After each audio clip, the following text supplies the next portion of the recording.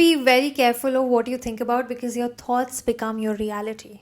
Whatever you think will come true, so think positive. That is the scariest thing you can say to an overthinker because, like we all know, overthinkers have this beautiful art of thinking about negative consequences and thinking about the worst possible scenarios because we like to protect ourselves. We like to believe that if we've thought about all the possible circumstances, then when they actually occur, we'll be able to deal with them. Or that if we think about the worst possible scenario, and something better happens, we'll feel relieved. That's just how overthinkers function. But otherwise, also, it's very difficult to always think that the world is full of unicorns and chocolate raining and candies, right? Like it's realistic to think about how things can go bad and how things can go wrong. It's very natural.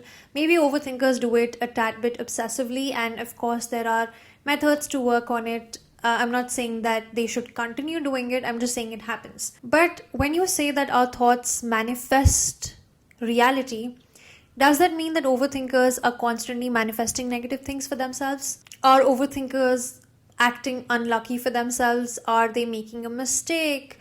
Will they suffer in life because they think about negative things? I don't think so.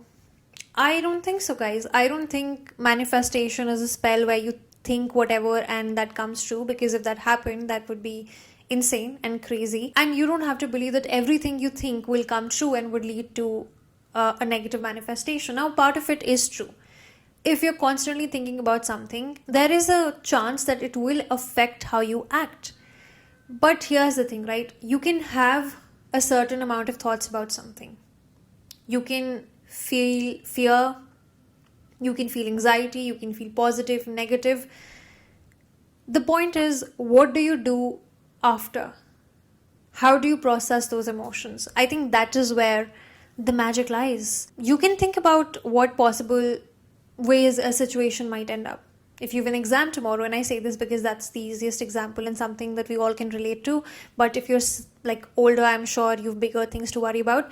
But if, let's say, you have an exam tomorrow, you're bound to feel fear. You're bound to feel like, what if, like, when there's a question paper, I blank out? What if the date that I'm going on tomorrow goes wrong? What if I text them and they don't respond? All valid things to think about. But how do you deal with it after? Now, manifestation, usually people believe, is all about you think of a certain thing and you do it. And like there are multiple manifestation tactics, like you write about things in present tense, or sometimes people also write things like 3 times, 6 times, 9 times, or they write letters to their future selves. People journal, visualization, meditation. All of these are amazing tactics, amazing techniques. Of course, they play a part in it.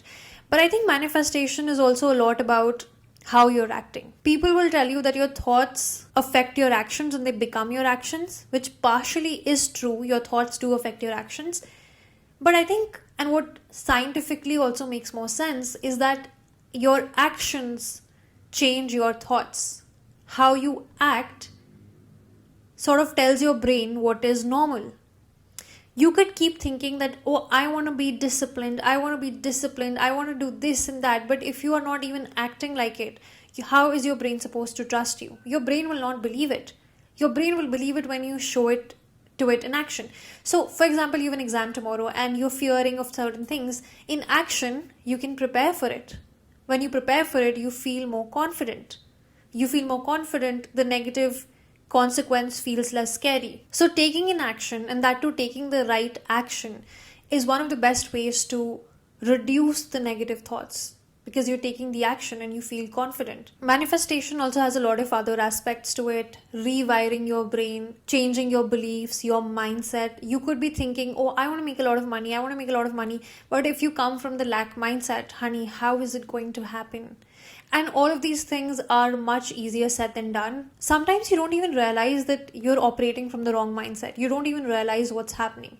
You could say, I want to be very disciplined, very productive, but then you are having a very difficult time following your routine. It's a process. Nothing happens too quickly. You cannot act like your dream self, your ideal version self, so quickly. I know all of us have this vision of our ideal selves in our brain, the kind of person we want to become.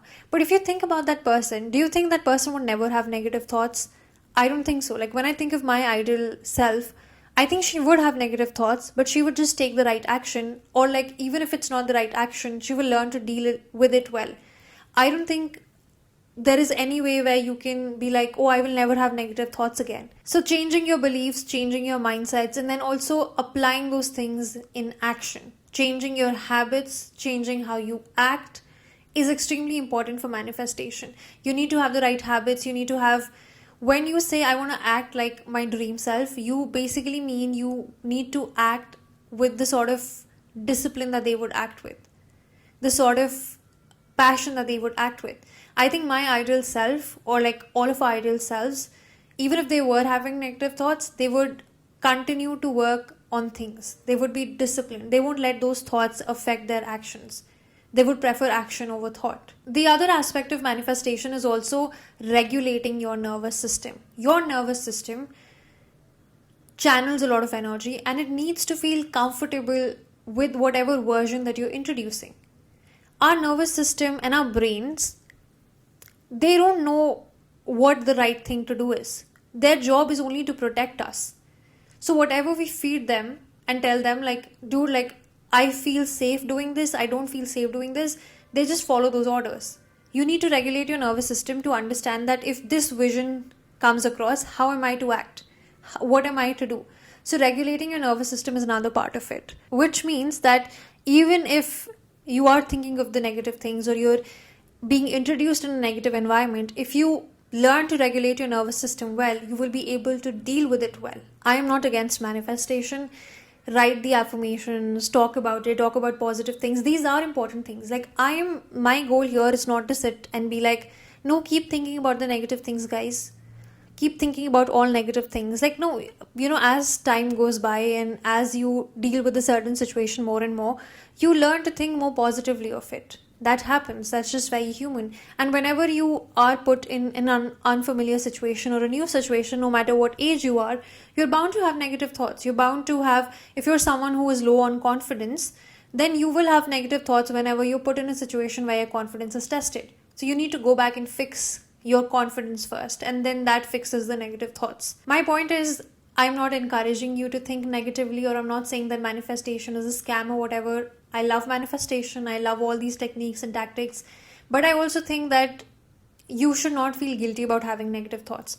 As an overthinker, I understand how scary it feels when you're overthinking about something and how overwhelming it can be. And the last thing I want you to do is also feel guilty about thinking about something negative. Like, I don't want you to be like, why is my brain like this? Why am I always thinking about the negative things? Is something wrong with me? No. And please don't be scared that those negative thoughts will turn into reality. The more you believe that, the more it is bound to happen.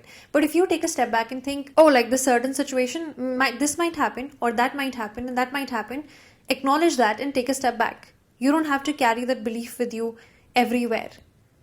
The more you are told that it's like something you should not think about, the more you would want to think about it. It's as simple as that. So my goal here is just to help you feel better about it. So the next time you're having negative thoughts about something, it's okay. Don't be scared that you'll end up manifesting it. Realize that manifestation, beliefs and actions are different than just thinking about something. And I just want overthinking to be a tad bit easier for you. Well, that's it for today's episode, guys. It was a really quick one. If you're listening to this for the very first time, hi, my name is Ocean. This is Overthinking. This is a podcast for all the overthinkers, a place where we all hang out and talk about things. So if you liked it here so far, please follow, join the community. You'll have a lot of fun. And I'm wishing you the best. I hope you have an amazing day, night, evening, afternoon. I will see you super soon. Chalo. Bye.